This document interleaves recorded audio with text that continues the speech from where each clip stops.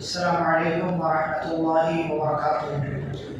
بسم اللہ الرحمن الرحیم، الحمد للہ رب العالمین وبہ نستعین والصلاة والسلام علی رسولہ الامین نبینا محمد وعلی آلہ واصحابہ اجمعین، اما بعد۔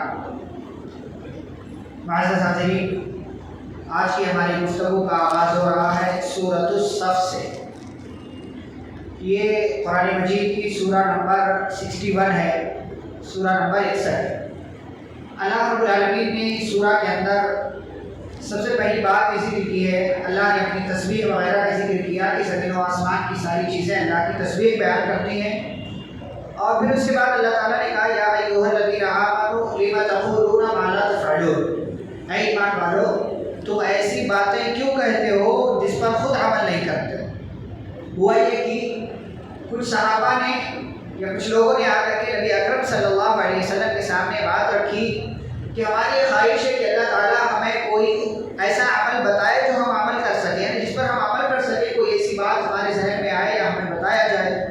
تو اللہ رب العالمین نے بتا دیا تو یہ لوگ عمل سے پیچھے ہٹ گئے۔ تو اللہ نے اسی بات کو سامنے رکھ کر کے کہا کہ اے ایمان والو تم ایسی باتیں کیوں کہتے ہو کہ جس پر عمل نہیں کرتے۔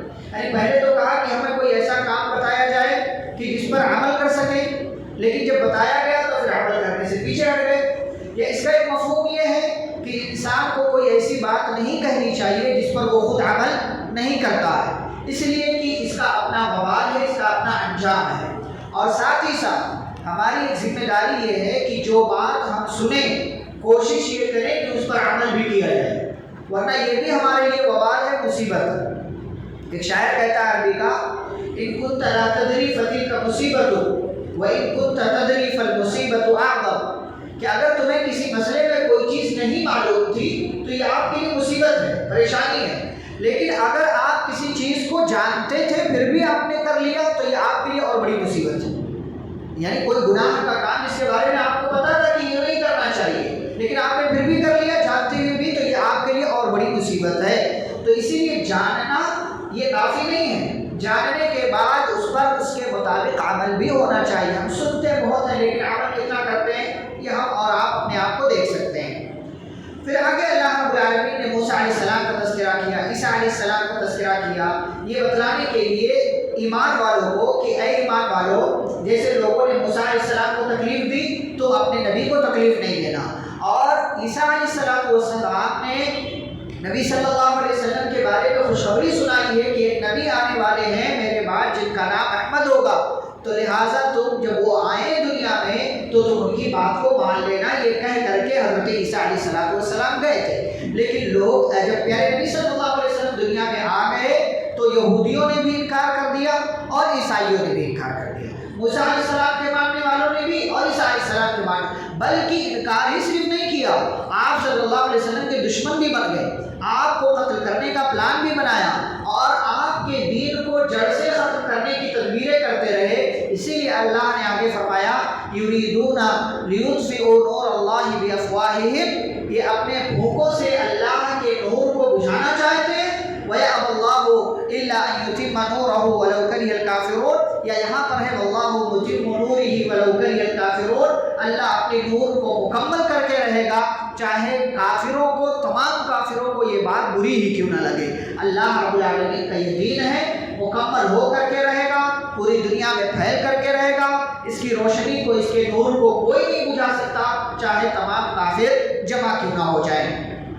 پھر اسی سورہ کے اندر اللہ نے اس تجارت کا ذکر کیا جو تجارت کبھی بھی آپ کو گھاٹا نہیں دے گی بلکہ اس میں سراسر فائدہ ہے اور وہ انسانوں کو دردناک عذاب سے بچانے والی ہے۔ وہ تجارت کیا ہے؟ اللہ پر ایمان لاؤ، رسول پر ایمان لاؤ اور دین کے مطابق عمل کرو تو فائدہ ہوگا۔ کیا فائدہ ہوگا؟ اللہ نے فرمایا تمہارے گناہوں کو بخش دیا جائے گا، تمہیں ایسی جنت میں داخل کیا جائے گا جس کے نیچے نہر جاری ہے۔ پھر سورۃ الجمعہ کا آغاز ہوتا ہے، جمعہ نہیں ہوتا ہے، کیا ہوتا ہے عربی میں؟ جمعہ، میم پر پیش ہے، ہمارے یہاں جمعہ بولتے ہیں، جمعہ بولتے لوگ، جمعہ میم پر پیش ہے، جمعہ۔ عربی میں خاص طور سے جب عربی میں پڑھیں آپ، اردو میں تو خیر اردو کی اپنی جو ہے اپنا لہجہ اور اپنا انداز ہوتا ہے، لیکن عربی میں جب آپ بولیں یا پڑھیں تو یوم الجمعہ، میم پر پیش ہے، آپ قرآن اٹھا کر کے دیکھیں گے تو آپ کو اندازہ ہوگا۔ یہ سورہ اس کے اندر چونکہ جمعہ کے آداب وغیرہ کا تذکرہ ہے، اس لیے اس سورہ کو سورۃ الجمعہ کہا جاتا ہے۔ اس کی ابتدا میں بھی اللہ رب العالمین نے اپنی تسبیح وغیرہ کا تذکرہ کیا، ساتھ ہی ساتھ اللہ نے بتایا کہ جس کو اللہ کا فضل مل جائے وہ بہت کامیاب انسان ہے، اور اللہ جس کو چاہتا ہے اپنے فضل سے نواز دیتا ہے۔ پھر یہودیوں کا تذکرہ کیا دو اعتبار سے۔ ایک اعتبار یہ تو یہودیوں کو اللہ نے علم دیا تھا، تورات نازل کر کے اللہ نے ان کو علم دیا تھا، لیکن تورات کے نازل ہونے کے باوجود، علم کے باوجود ان لوگوں نے اس کے مطابق عمل نہیں کیا، تو اللہ نے ان کی مثال کس سے دی؟ گدھے سے۔ اللہ نے ان کی مثال گدھے سے دی کہ جیسے گدھے کے اوپر کتابوں کا گٹھر آپ لاد دو، کتابوں کا بہت وزنی بوجھ لاد دو، صحیح بخاری صحیح مسلم جو بھی کتابیں آپ لاد دو، لیکن اس کو ان کتابوں کی قیمت کا اندازہ نہیں، اسے تو یہ لگے گا کہ جیسے پہلے کا بوجھ تھا وہ یہ بھی بوجھ ہے، کچھ بھی لاد دو اس کو بوجھ لگے گا۔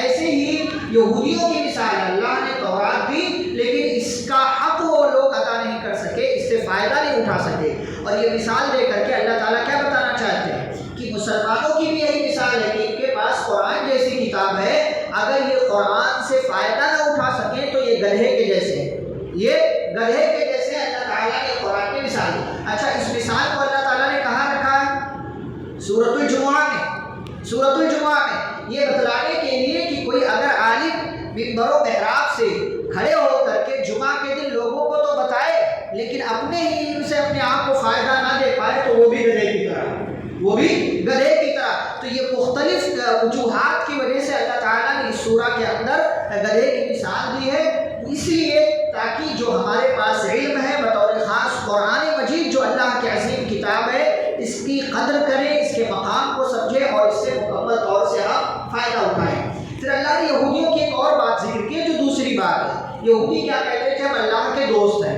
ہم اللہ کے ولی ہیں، اللہ ہمارا دوست ہے۔ تو اللہ نے یہودیوں سے کہا کہ اے نبی صلی اللہ علیہ وسلم آپ ان سے کہیے کہ اگر تم اللہ کے ولی ہو فتمنوا الموت، تو موت کی تمنا کرو کہ تم مر جاؤ، تم مر جاؤ، اس بات کی تمنا کرو۔ پھر آگے اللہ تعالیٰ نے جواب بھی خود ہی دے دیا، وَلَا يَتَمَنَّوْنَهُ أَبَدًا بِمَا قَدَّمَتْ أَيْدِيهِمْ، یہ کبھی بھی موت کی تمنا نہیں کر سکتے ہیں، کبھی بھی نہیں۔ کیوں؟ اس لیے کہ ان کو اپنی حرکتوں کا پتہ ہے کہ ہم کون سا عمل کرتے ہیں، اپنے بارے میں پتہ ہے کہ ہم نے ایسا عمل کیا کہ مر گئے تو سیدھا جہنم میں جائیں گے، لیکن کہنے کو کیا کہتے ہیں؟ ہم اللہ کے دوست ہیں، اللہ کے بیٹے ہیں، اللہ کے محبوب ہیں، جہنم میں نہیں جائیں گے، جنت ہمارے لیے بنائی گئی، مختلف باتیں کہتے ہیں۔ لیکن اگر ان سے یہ کہہ دو کہ تم لوگ موت کی تمنا کرو اگر تمہارا دعویٰ سچا ہے، تو یہ کبھی بھی اس کی تمنا نہیں کریں گے۔ پھر اللہ نے انہیں کو سامنے رکھ کر کے تمام لوگوں کے تعلق سے ایک بات بیان کی، قل ان الموت الذی تفرون منہ فانہ ملاقیکم، اللہ کہتے ہیں کہ جس موت سے تم بھاگتے ہو وہ تم سے کیا کرے گی؟ ملاقات کرے گی، ملاقات کرے گی وہ تم سے۔ اور ملاقات کس کو کہتے ہیں؟ جو سامنے سے ہو، پاس آ کر کے ہو، یہ ہے اصلی ملاقات، یہ ہے اصلی ملاقات۔ ورنہ جو نیٹ کے ذریعے جو آج کل ہم باتیں کرتے ہیں اس کو ورچوئل ملاقات کہتے ہیں یا آن لائن آپ کہتے ہیں، یہ فیس ٹو فیس والی بات نہیں ہے، اس کو اصلی ملاقات نہیں کہتے۔ اصلی ملاقات فَإِنَّهُ مُلَاقِيكُمْ، اللہ نے موت کو، جب موت آتی ہے انسان کو تو اللہ کہتا ہے ملاقات کریں گے۔ پھر کیا ہوگا؟ ثُمَّ تُرَدُّونَ إِلَىٰ عَالِمِ الْغَيْبِ وَالشَّهَادَةِ، پھر تمہیں غیب حاضر سب جاننے والے رب کی طرف لوٹایا جائے گا اور پھر اللہ تمہیں تمہارے عمل کے بارے میں بتائے گا۔ پھر اللہ نے جمعہ کے آداب کا تذکرہ کیا۔ جمعہ کے آداب کیا ہیں؟ اللہ تعالیٰ نے فرمایا، پھر نبی صلی اللہ علیہ وسلم نے حدیث کے اندر اس کی وضاحت کی، فرمایا اے ایمان والو، جب نماز کے لیے اذان دے دی جائے، پکارا جائے، جب نماز کے لیے پکارا جائے، اذان دے دی جائے تو کیا کرو؟ فَاسْعَوْا إِلَىٰ ذِكْرِ اللَّهِ وَذَرُوا الْبَيْعَ۔ اچھا، اس میں جو ہے آپ پڑھیں گے تو آپ کو یہ لگے گا کہ اذان کے بعد نماز کے لیے آنا ہے۔ کیا اللہ یہ کہا ہے اذا نودی للصلاۃ، جب پکارا جائے نماز کے لیے فَاسْعَوْا إِلَىٰ ذِكْرِ اللَّهِ، تو اللہ کے ذکر کی طرف دوڑو۔ یعنی بظاہر ایسا لگے گا کہ جب اذان دے دی جائے تب مسجد میں آؤ جمعہ کے لیے، کیونکہ بات ایسی نہیں ہے، جبکہ بات ایسی حدیث میں نبی صلی اللہ علیہ وسلم نے اس کی وضاحت کی، اور یہاں جو بعد کا جملہ آ گیا ہے وہ پہلے رہنا چاہیے، لیکن اللہ نے ترتیب کی وجہ سے اس میں جو بلاغت کے علماء ہیں اور جو بلاغت کے اعتبار سے جو علماء بات کرتے ہیں انہوں نے ذکر کیا ہے کہ اس کو بعد میں ذکر کرنے کا فائدہ ہے۔ اصل میں یہ ہے کہ اللہ کے ذکر کی طرف دوڑو، اور جب پکارا جائے تم کو تو کاروبار چھوڑ دو۔ اصل بات یہ ہے کہ جمعہ کے دن اللہ کے ذکر کی طرف آؤ، یعنی پہلے سے تیاری کرو، اہتمام کرو، جمعہ کے لیے حاضر ہو. اور آخری ٹائم کاروبار چھوڑ دینے کا کیا ہے کہ جیسے ہی اذان کی آواز سنائی دے اس کے بعد کاروبار بند کرو. کوئی کاروبار نہیں کرے گا کوئی، اور اگر کوئی کاروبار کرتا ہے تو علماء نے کہا کہ وہ حرام کا کاروبار ہے اس کا. کیوں؟ اس لیے کہ جمعہ فرض ہے، خطبہ سننا یہ فرض ہے. جمعہ یہ والا جو ابھی میں درس دے رہا ہوں یا کوئی بھی عالم درس دے، یہ فرض نہیں ہے سننا، لیکن جمعہ والا جو خطبہ ہے وہ سننا فرض ہے.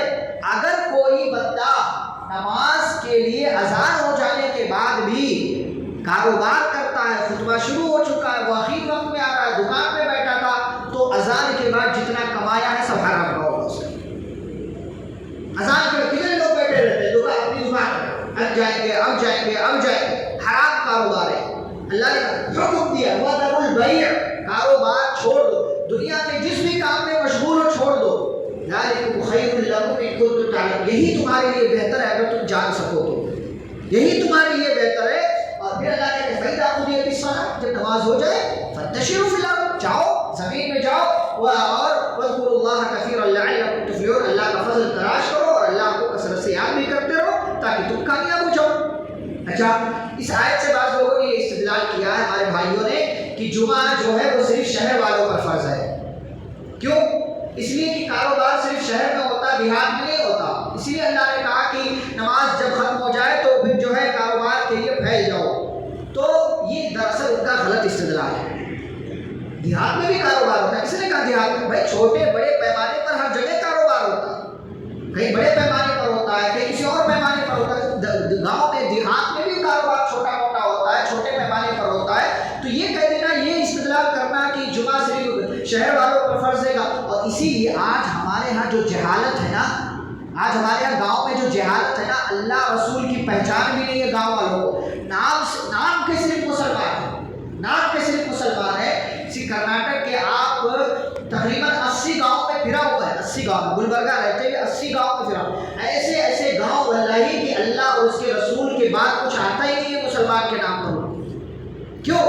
اس لیے کہ ہمارے انہیں بھائیوں نے کہہ کر کے رکھا ہوا تھا کہ گاؤں والوں پر جمعہ فرض نہیں ہے. اور جمعہ ہی ایک موقع ہوتا ہے جب عوام کو جو ہے اللہ رسول کی باتیں بتائی جاتی ہیں، قرآن و حدیث کی باتیں. اس سے بھی آپ نے روک دیا تو گاؤں والے کیسے پہچانیں گے اللہ کون ہے، رسول کون ہے، قرآن کیا ہے، حدیث کیا ہے، دین کی باتیں کیا ہے. یہ جہالت کی انتہا. ایسے ایسے گاؤں کہ آپ حیرت کریں گے کہ واقعی یہ مسلمان ہے، واقعی یہ مسلمان ہے. یعنی ان کے رہنے سہنے کے انداز میں، چلنے پھرنے کے انداز میں، بولنے کے انداز میں غیروں سے کوئی فرق نہیں، کوئی فرق نہیں ہے. یہ اسی لیے کہ ان لوگوں نے، ہمارے بھائیوں نے پہلے روک رکھا ہوا تھا کہ گاؤں والوں پر جمعہ فرض نہیں ہے. اور ساتھ ہی ساتھ ایک اور کمال ان لوگوں نے یہ کیا کہ بھائی عورت مسجد میں نہیں آ سکتی، تو عورت مسجد میں نہیں آئے گی تو گاؤں والوں کا تو ویسے ہی معاملہ خراب تھا.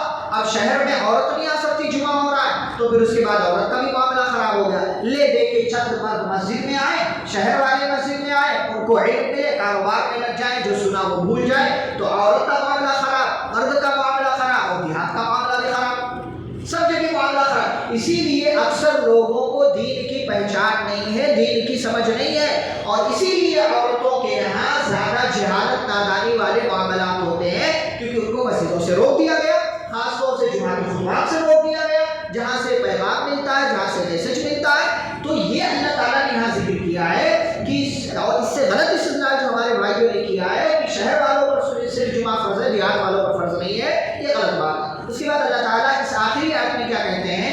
وَإِذَا رَأَوْا تِجَارَةً أَوْ لَهْوًا انفَضُّوا إِلَيْهَا وَتَرَكُوكَ قَائِمًا. ہوا یہ کہ ایک مرتبہ نبی صلی اللہ علیہ وسلم خطبہ دے رہے تھے کہ اسی دوران یہ اطلاع ملی کہ تجارت کا سامان آ گیا ہے. سارے صحابہ چلے گئے، سارے صحابہ، صرف 12 صحابہ آپ صلی اللہ علیہ وسلم کے سامنے جو ہے بیٹھے رہے، اور آپ صلی اللہ علیہ وسلم جو ہے لوگوں کو سناتے رہے. اللہ تعالیٰ نے آیت نازل کی کہ یہ کیا معاملہ ہے، یہ کیا حرکت ہے کہ جب کاروبار، جب کوئی تماشا دیکھتے ہیں، تجارت دیکھتے ہیں، تو آپ کو کھڑا ہوا چھوڑ کر کے چلے جاتے ہیں. ان کو کہہ دو قُلْ مَا عِندَ اللَّهِ خَيْرٌ مِّنَ اللَّهْوِ وَمِنَ التِّجَارَةِ، اللہ کے پاس جو ہے وہ اس لغو و لعب سے، تجارت سے کہیں بہتر ہے. اللہ خیر الرازقین. اور اگر تمہیں روزی کی فکر ہے کہ دکان میں بیٹھے رہتے ہو، کوئی کسٹمر آ جائے گا تو کیا ہوگا، روزی کی فکر ہے، تو روزی کا ذمہ اللہ نے لیا ہے، وہ بہتر روزی دینے والا ہے. جس کسٹمر کے لیے تو اللہ کی محبت کو چھوڑ کر جمعہ کی اہمیت کو بھول کر کے دکان میں بیٹھے رہتے ہو، اگر اللہ کی محبت کی خاطر اذان سے پہلے مسجد میں آ جاؤ تو وہی اللہ اس ایک کسٹمر کے بدلے کئی ایک کسٹمر کو آپ کے یہاں بھیج سکتا ہے۔ واللہ خیر الرازقین، اللہ رب العالمین بہترین روزی دینے والا ہے۔ اس کے بعد سورۃ المنافقون کا آغاز ہوتا ہے اور اس کے اندر مکمل اللہ نے منافقوں کی بات بیان کی ہے۔ منافقین آپ جانتے ہیں نبی صلی اللہ علیہ وسلم کے زمانے میں تھے، ان کا سردار عبداللہ بن ابی بن سلول تھا، نبی صلی اللہ علیہ وسلم کو پریشان کرتا رہا اور دشمنی کی وجہ یہ تھی کہ نبی صلی اللہ علیہ وسلم کے مدینہ آنے سے پہلے اس کو سردار بنائے جانے کی تیاری کی جا چکی تھی، بلکہ تاج بھی تیار کیا جا چکا تھا کہ اب یہ مدینہ کا بادشاہ اور ذمہ دار ہوگا۔ لیکن اسی دوران رسول اکرم صلی اللہ علیہ وسلم ہجرت کر کے مدینہ آ گئے اور تمام لوگوں نے آپ صلی اللہ علیہ وسلم کو اپنا سردار مان لیا، اس کی سرداری ختم ہو گئی، تو اسی دن سے وہ نبی صلی اللہ علیہ وسلم کا دشمن بن گیا۔ پہلے مکہ والوں سے ساز باز کرتا رہا، مدینہ کے یہودیوں سے ساز باز کرتا رہا، یہ سلسلہ چلتا رہا۔ اس نے اپنے کئی ساتھی تیار کیے، یہودیوں کے ساتھ مل کر نبی پر حملہ کرنے کا پلان بنایا، مکہ والوں کے ساتھ مل کر کے نبی صلی اللہ علیہ وسلم سے غداری کی، جنگ احد میں اپنے 300 ساتھیوں کو لے کر کے واپس چلا گیا، یہ کہہ کر کے میری بات نہیں مانی گئی۔ پیارے نبی صلی اللہ علیہ وسلم کی پیاری بیوی پر زنا کا الزام لگانے والوں کا سردار یہی تھا، اور دیگر موقعوں سے نبی صلی اللہ علیہ وسلم کو پریشان کرنے میں پیش رہا، لیکن اس کے باوجود رسول اکرم صلی اللہ علیہ وسلم نے اس کے ساتھ محبت کا معاملہ کیا اور ہر موقع پر اس کو آپ چھوڑ دیتے رہے، لیکن بالآخر یہ بندہ اپنے انجام کو پہنچا، اس کو موت آ گئی۔ موت کے بعد بھی رسول اکرم صلی اللہ علیہ وسلم نے اس کے ساتھ اس نے سلوک کیا اور اس کے بیٹے کے کہنے کی وجہ سے، جو کہ صحابی ہو چکے تھے، آپ صلی اللہ علیہ وسلم نے اپنا کرتا بھی دے دیا، گئے نماز جنازہ بھی پڑھا دی اور اس کے لیے مغفرت کی دعا بھی کر دی، لیکن اللہ نے آپ صلی اللہ علیہ وسلم کو کہا کہ ایسے لوگوں کی کوئی مغفرت نہیں ہوگی، چاہے آپ استغفار کریں چاہے نہ کریں۔ پھر اللہ نے ہمیشہ کے لیے منع کر دیا کہ ایسے کافروں، ایسے منافقوں کی نماز جنازہ پڑھنے کی آپ کو ضرورت نہیں ہے اور نہ ہی اجازت ہے۔ اس کے بعد سورۃ التغابن کا آغاز ہوتا ہے۔ تغابن کہتے ہیں ہار جیت کو، تغابن کہتے ہیں ہار جیت کو۔ اس سورہ میں ہار جیت کا تذکرہ ہے، ابھی بیان کرتے ہیں۔ اس سورہ کی شروعات میں اللہ نے معمول کے مطابق اپنی تسبیح، تحمید وغیرہ بیان کی ہے اور اللہ تعالیٰ نے کہا کہ وہ دن یاد کرو جس دن تم سب کو اللہ تعالیٰ جمع کرے گا۔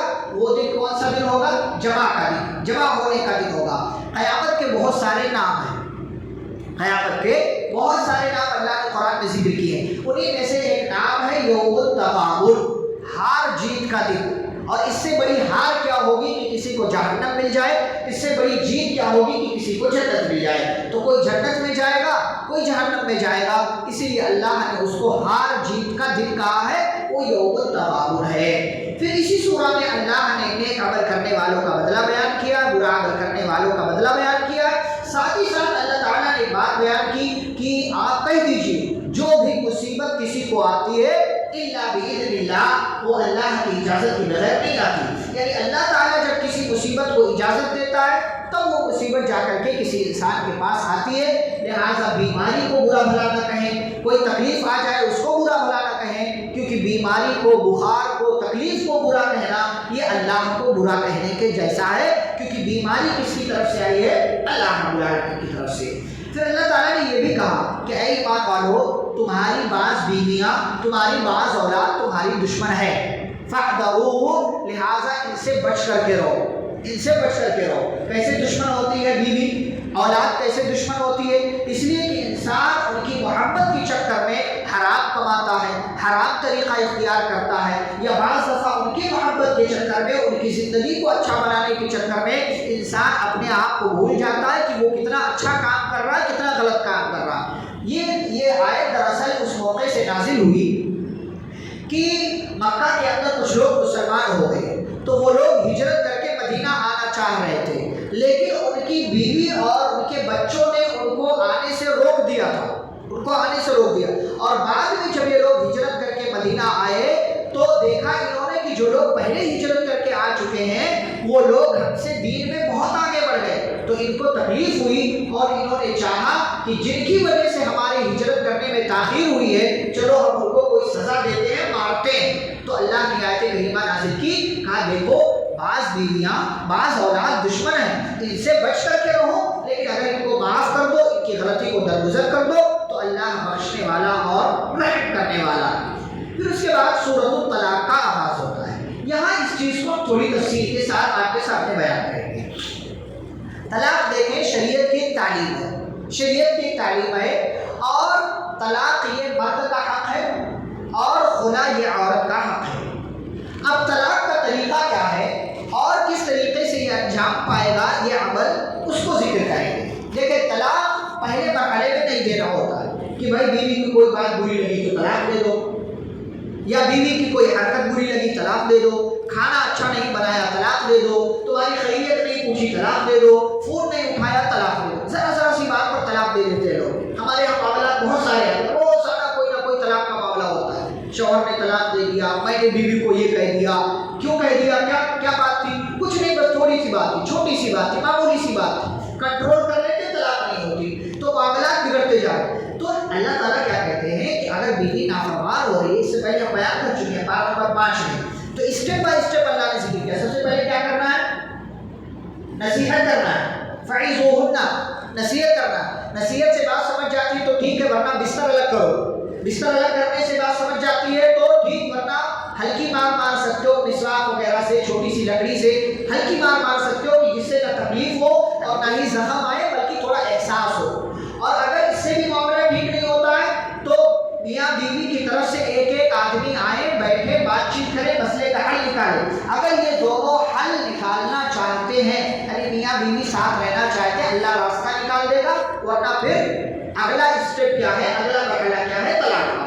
تو یہ 4 مرحلوں کے بعد نصیحت، بستر الگ کرنا، ہلکی مارنا اور بیٹھ کر کے بات چیت کر کے مسئلے کا حل نکالنا، اگر ان چاروں سے معاملہ ٹھیک نہیں ہوتا ہے تو اب آخری اسٹیپ کیا بچتا ہے کہ وہ مرد اس عورت کو طلاق دے دے، یا وہ عورت اپنے شوہر سے خلا لے لے، دونوں میں سے جس کو بھی دوسرے سے مسئلہ ہے۔ اب طلاق کیسے واقع ہوگی؟ طلاق دیکھیں ایک بندہ ایک بار میں کتنی بار بھی کہہ دے وہ ایک ہی طلاق مانی جائے گی، وہ ایک ہی طلاق مانی جائے گی، چاہے 100 بار کہے، 300 بار کہے، 500 بار کہے، 3 بار کہے، 2 بار کہے، جتنی بار بھی وہ ایک ہی بار مانی جائے گی۔ دلیل کیا ہے؟ صحیح مسلم کی حدیث ہے بھائی، پیارے نبی صلی اللہ علیہ وسلم کے زمانے میں، ابو بکر رضی اللہ عنہ کے زمانے میں، عمر رضی اللہ عنہ کے زمانے کے شروع کے 2 سال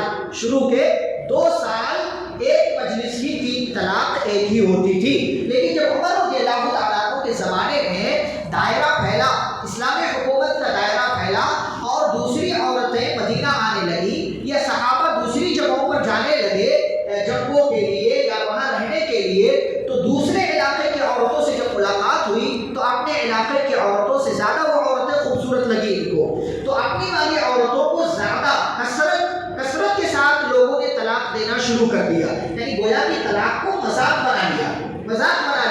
تو عمر رضی اللہ تعالیٰ عنہ نے لوگوں کو طلاق کے عمل سے روکنے کے لیے یہ فیصلہ سنا دیا کہ اگر یہ لوگ ایسا کریں گے تو میں بحیثیت امیر، ذمہ دار، خلیفہ یہ حکم سناتا ہوں کہ آج کے بعد ایک مجلس کی 3 طلاق مانی جائے گی، ایک مجلس کی 3 طلاق یہ انہوں نے کچھ دن کے لیے کیا، لیکن جب لوگ رک گئے تو انہوں نے اپنے مسئلے سے رجوع کر لیا۔ ہمارے بھائی یہ والی بات نہیں بتاتے کہ عمر رضی اللہ عنہ نے رجوع کر لیا تھا، بس عمر رضی اللہ عنہ نے ایک مجلس کی 3 طلاق کہہ دیا تھا، اسی کو لے کر کے بیٹھے ہوئے۔ نبی کے زمانے میں کیا تھا ان کو مطلب نہیں، ابو بکر کے زمانے میں کیا تھا ان کو مطلب نہیں، عمر رضی اللہ عنہ نے تھوڑے دن کے لیے، وہ بھی ایک ویلڈ ریزن کی وجہ سے بحیثیت امیر ایک فیصلہ سنایا تھا، پھر بعد میں رجوع بھی کر لیا، لیکن ہمارے بھائی اسی کو لے کر کے بیٹھے ہوئے۔ تو کہنے کا مطلب ایک مجلس کی 3 طلاق، 5 طلاق، 100 طلاق ایک ہی مانی جائے گی، لیکن کب مانی جائے گی؟ اس کے لیے 2 شرطیں۔ مرد اپنی بیوی کو جب طلاق دے گا اور وہ طلاق اگر مانی جاتی ہے تو کیوں مانی جائے، کس وجہ سے مانی؟ 2 شرطیں۔ نمبر 1 کہ عورت حالت حیض میں نہ ہو، اگر حیض کی حالت میں ہے کوئی مرد اس کو طلاق دے گا، طلاق نہیں مانی جائے گی، طلاق نہیں مانی جائے گی۔ اچھا اگر حیض سے وہ پاک ہو گئی ہے، باقی کی حالت میں ہے، مرد پھر طلاق دے دیتا ہے، تو اب یہاں دیکھیں گے کہ اس باقی کی حالت میں اس نے اپنی بیوی سے ہم بستری کیا تھا کہ نہیں کیا تھا، اگر کیا تھا تو طلاق نہیں مانی جائے گی، اور اگر نہیں کیا ہے تو پھر جا کر کے یہ طلاق مانی جائے گی۔ سمجھ میں آ گئی بات؟ 2 شرطیں ہیں، ایک تو عورت حالت حیض پاکی میں نہ ہو کہ جس میں اس مرد نے اس سے کیا ہے بستری کیا ہے. ٹھیک ہے, تو یہ دو شرطیں اگر مکمل ہو رہی ہیں تو طلاق مانی جائے گی. اگر ان دونوں میں سے کوئی ایک شرط غائب ہوئی تو طلاق نہیں مانی جائے گی. اچھا, دونوں شرطیں مکمل ہو گئی. اب عورت کو ایک طلاق ہو گئی, ایک طلاق ہو گئی عورت کو. اب مرد کو لگا کہ بھائی میں نے غلط کیا تھا, طلاق تو ہو گئی, میں نے غلط کیا تھا, تو اب وہ رجوع کرنا چاہتا ہے تو رجوع کر سکتا ہے. عدت کتنی ہے؟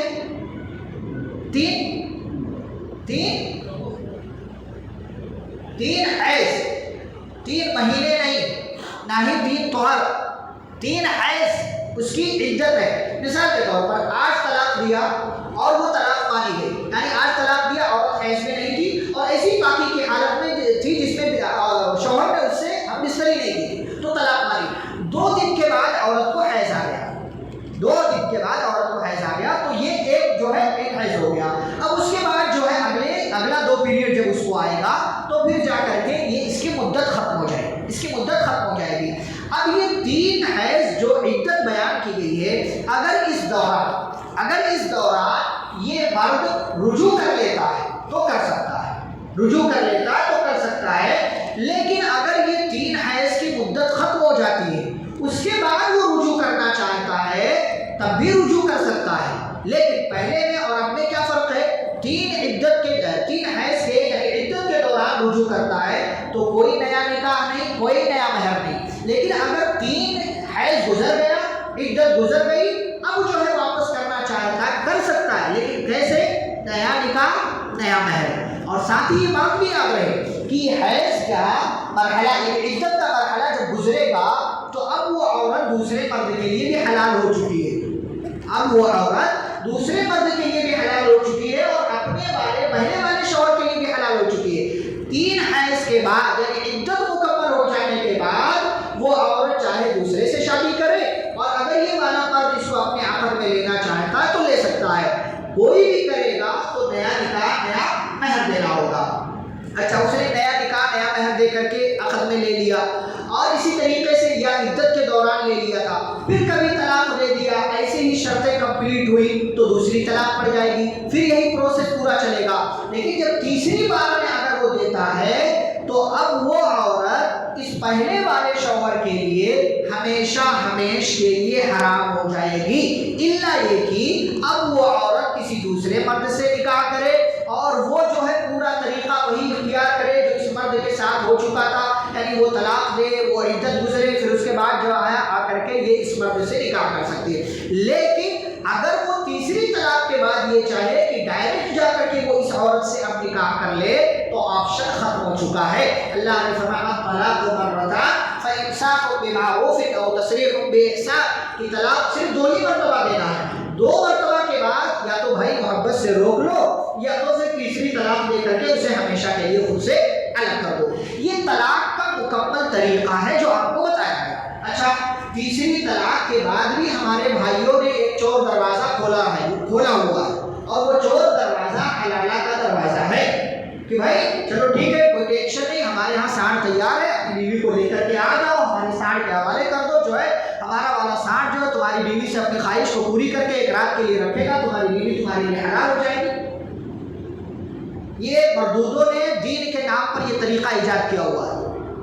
یہ کتنی بے غیرتی کی, کتنی دیوزیت کی بات ہے, بے شرمی کی انتہا ہے کہ شیطان بھی ایسے حرکت پر شرمائے کہ جس چیز کو شریعت نے جائز قرار نہیں دیا ہے, ایک رات کے لیے کسی غیر مرد کے پاس اپنی بیوی کو بھیجتا ہے تاکہ یہ بیوی دوبارہ سے میرے عقد میں آ جائے. یہ شریعت کی تعلیم کا مذاق ہے, اور اس چیز کو لے کر کے غیر مسلموں نے اسلام کا مذاق اڑا رکھا ہے کہ ان کے یہاں تو حلالہ چلتا ہے کہ ایک رات کے لیے کسی کے پاس سو جاؤ تو دوبارہ سے اپنے پہلے والے شوہر کے لیے حلال ہو جائے گی عورت. اچھا, یہی سارے جو مطلب دین کے نام پر یہ برائی پھیلا رہے ہیں نا, ان کے گھر میں اگر ان کی بہن بیٹی کو طلاق ہو جائے تو کسی سانڈ کے پاس نہیں بھیجتے ہیں, پھر وہ کسی اہل حدیث عالم سے فتویٰ لیتے ہیں. اگر کوئی مالدار کی بیٹی کا معاملہ آ جائے کہ اس کی بیٹی کو طلاق ہو گئی ہے تو وہ اپنا والا فتویٰ نہیں دیتے ہیں, یہ سیٹ سے کہیں گے کہ سیٹ صاحب ہمارا والا لوگے تو مسئلہ ہو جائے گا, حلالہ کروانا پڑے گا, چلے جاؤ اہل حدیث عالم کے پاس, وہ جو ہے تمہارے یہاں اہل حدیث عالم تمہارے مطابق دے دے گا, تمہاری والی بیٹی جو ہے اس کی طلاق واقع نہیں ہوگی اور وہ پہلے پہلے والے شوہر کے پاس جا سکتی ہے، وہ رجوع کر سکتا ہے۔ دین کے نام پر یہ مذاق بنا، سیدھا سادہ اصول شریعت نے دیا تھا، بھائی یہ طریقہ ہے، یہ طریقہ ہے، یہ طریقہ۔ اچھا آپ شریعت کی تعلیم دیکھیں، حکمت دیکھیں، شریعت نے شرط کیسی لگائی ہے کہ مرد طلاق اگر دینا بھی چاہے تو کنڈیشن اتنی اسٹرانگ ہے، پہلے تو 7 دن، یعنی عورت کو پیریڈ آتے ہیں 7 دن میں طلاق دیا تو مانی جائے گی کہ نہیں مانی جائے گی؟ نہیں مانی جائے گی۔ پیریڈ میں طلاق دیا تو نہیں مانی جائے گی، 7 دن ایسے ہی ختم ہو گئے۔ اچھا 7 دن اس نے اپنی خواہش پر قابو پا کر کے رکھا تھا، اب بیوی پاک ہوئی تو وہ کیا کرے گا؟ اپنی خواہش کو پوری کرے گا نا، اپنی خواہش کو پاکی کی حالت میں، بیوی کو 7 دن کی ناپاکی کے بعد پاکی کی حالت میں پائے گا تو اپنی خواہش کو پوری کرے گا۔ اب 7 دن کے بعد 8ویں 9ویں 10ویں دن اس نے اپنی خواہش کو پوری کر لیا، لیکن اس کو 12ویں دن کوئی غلطی لگی بیوی کی، ارے اس نے بہت بڑی غلطی کر دی، چلو طلاق دے دیتا ہوں، تو چونکہ 10ویں دن اس نے اپنی خواہش کو پوری کر لیا تھا، اس لیے شریعت کہتی ہے اب اگلے 11ویں سے لے کر کے 29ویں دن تک جو بھی چاہو طلاق دو، یہ طلاق تمہاری نہیں مانی۔ شریعت نے اتنی اسٹرانگ کنڈیشن رکھی ہے، لیکن ہمارا بھائی کہیں نہ کہیں سے چور دروازہ نکال لیتا ہے، پیدا ہو گئی چلے گا، طہر میں دے چلے گا ہو جاتی ہے، حیض میں دے چلے گا ہو جاتی ہے۔ یہ ساری لایانی اور خباثت کی باتیں شریعت کے دلائل کو نہ سمجھنے کا نتیجہ، غلط استدلال کا نتیجہ، یہ پورا طریقہ ہے جو میں نے آپ کے سامنے رکھا۔ اسی صورت میں طلاق ہوگی، اسی صورت میں طلاق نہیں ہوگی، جو پورا قانون آپ کو بتایا گیا۔ اچھا اسی صورت میں اللہ تعالیٰ نے کیا کہا ہے کہ بھائی دیکھو اگر ڈرو گے تو اللہ تعالیٰ تمہارے لیے راستہ بنائے گا۔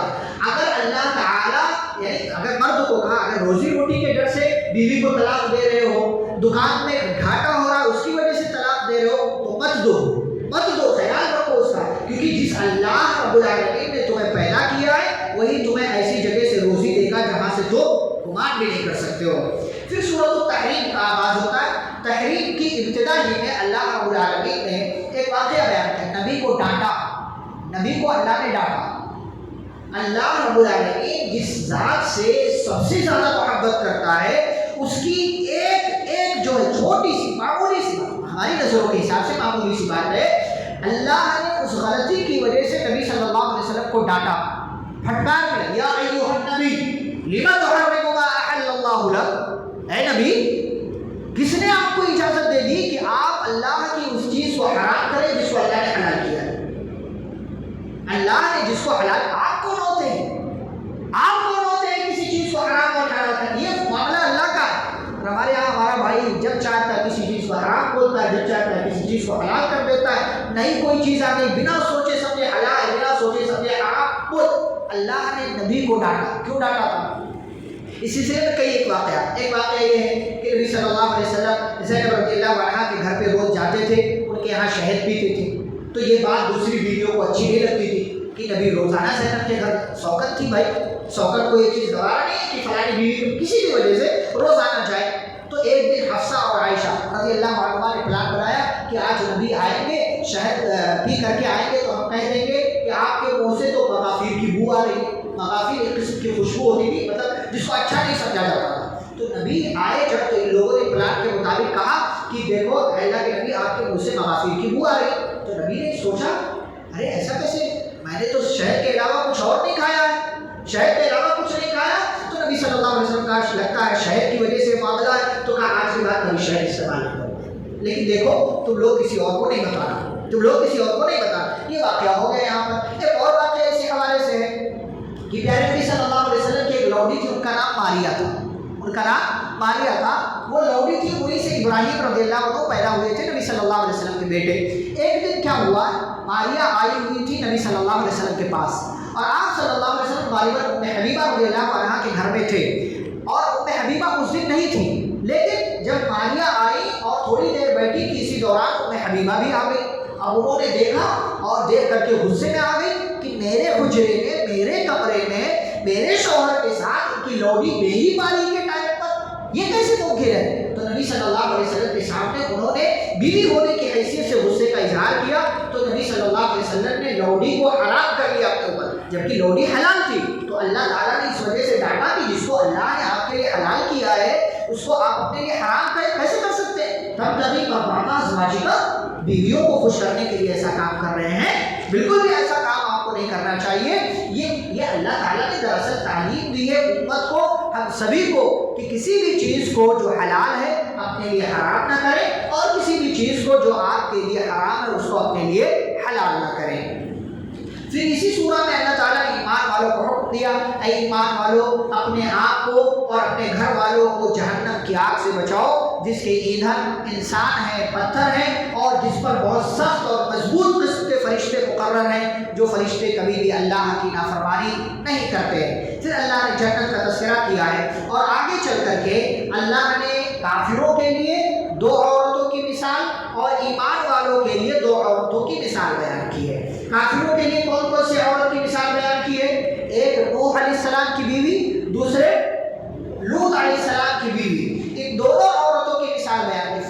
کیا میسج دینے کے لیے کہ اگر تم کسی کے بھی عقد میں رہو, کسی کے بھی نکاح میں رہو, اور یعنی کوئی بہت ہی اللہ کا ولی کیوں نہ ہو, اللہ کا نبی ہی کیوں نہ ہو, اگر اس کی تم بیوی ہو تو بیوی ہونے کا تمہیں کوئی فائدہ نہیں ہوگا اگر اس کے جیسا تمہارے پاس ایمان نہیں ہے.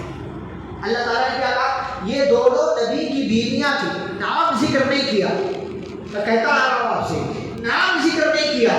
کیوں؟ اس لیے کہ نام زیادہ میٹر نہیں کرتا ہے, کام زیادہ میٹر کرتا ہے, چیز زیادہ میٹر کرتی ہے. اللہ نے نام لے لیا اور کہا یہ دونوں ہمارے نیک بندوں کی بیویاں تھیں, لیکن کیا کیا؟ فخانتاہما, خیانت کی. خیانت کیسے کی؟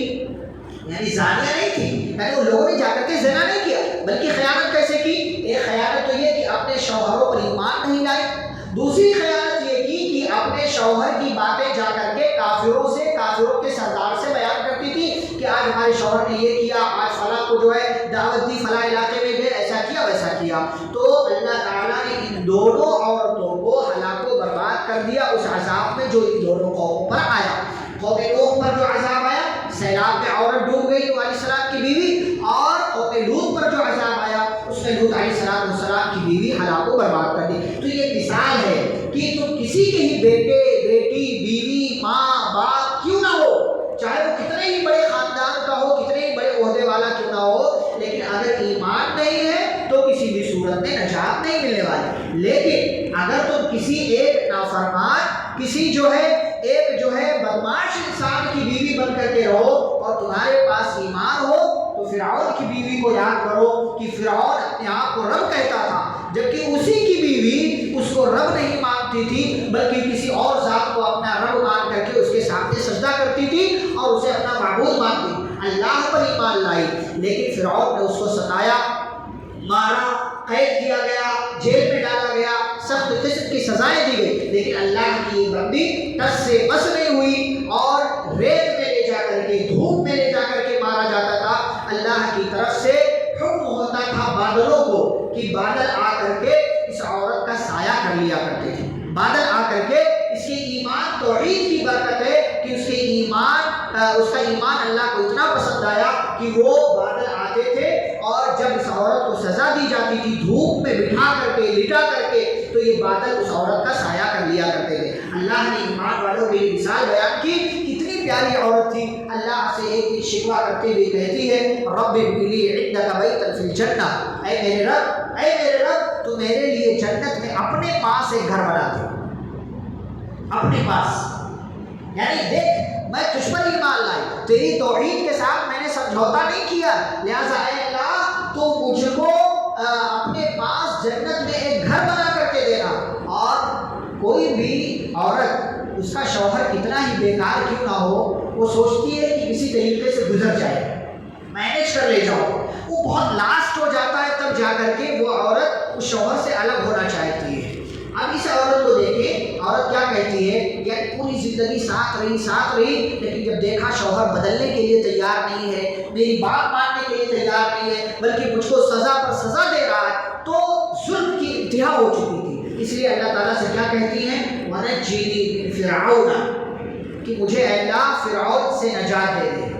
جب نجات کی باری آئی تو کیا کہا, یہ نہیں کہا میرے شوہر سے نجات دے دے, کیا کہا, فرعون سے نجات دے دے. یعنی اس لائق ہے ہی نہیں کہ اس کو میں اپنا شوہر کہوں یا اس کا جو ہے تذکرہ کروں کہ یہ میرا شوہر ہے, کہ میرے شوہر سے مجھے نجات. اے اللہ مجھے فرعون سے نجات دے, اور فرعون کے لشکر سے مجھے نجات دے دے, اور ظالم قوم سے مجھے نجات نجات دے دے.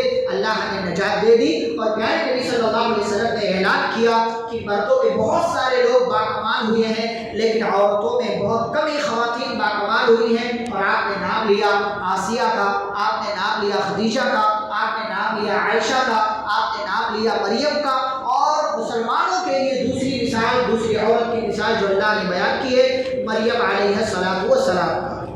مریم علیہ السلام کی اللہ نے مثال بیان کی کہ مریم کی ان کا کوئی شوہر نہیں تھا، کوئی شوہر نہیں تھا، لیکن اللہ رب العالمین کی یہ بندی اپنی زندگی بھر اپنی جو ہے عزت کی حفاظت کرتی رہی. اور اللہ نے جب ان کے ذریعے کرامت کے ساتھ، معجزے کے ساتھ عیسیٰ علیہ السلام کو پیدا کیا تو اللہ کی بندی پھر بھی نہیں گھبرائی، قوم والوں سے مقابلہ کیا، اللہ پر ایمان رکھا اور اپنے بچے کی اچھی تربیت کی، ایک نبی کی ماں بن گئی اور زندگی بھر اللہ رب العالمین کے راستے پر اپنے آپ کو باقی کر کے رکھا. اللہ نے فرمایا وَمَرْيَمَ ابْنَتَ عِمْرَانَ الَّتِي أَحْصَنَتْ فَرْجَهَا کہ مریم بنت عمران کی مثال عورتوں کے لیے، ایمان والوں کے لیے ہے کہ وہ عورت جس نے اپنی عزت کی، اپنی شرمگاہ کی حفاظت کی.